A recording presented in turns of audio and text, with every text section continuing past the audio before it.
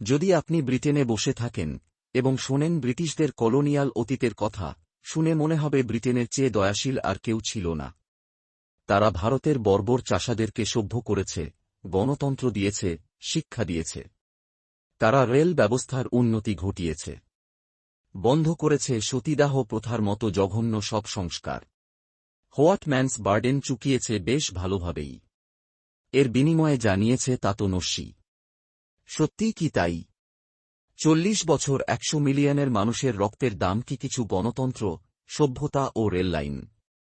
কেমন ছিল আসলে ব্রিটিশরা? কেন তারা এসেছিল, কি দিয়ে গেল, কি নিয়ে গেল, কেন রেখে গেল লাশের বহর? ঠিক কিভাবে ভারত সবচেয়ে ধনী থেকে সবচেয়ে গরিবদের একটি দেশ হয়ে গেল? কেনই বা ভারত থেকে বিদায় নিতে হয়েছিল তাদের? জানতে চান?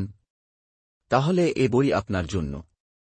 এ বই আপনার হাত ধরে শুধু এক জঘন্য, ভয়াবহ, শিহরণ জাগা অতীতেই ঘুরিয়ে আনবে না, সাথে দেখাবে আমাদের হিরোদেরকে, যারা কোনোভাবেই আপোস করেনি কোনো জালিম শক্তি কাছে। প্রস্তুত তো? Dark side of British empire.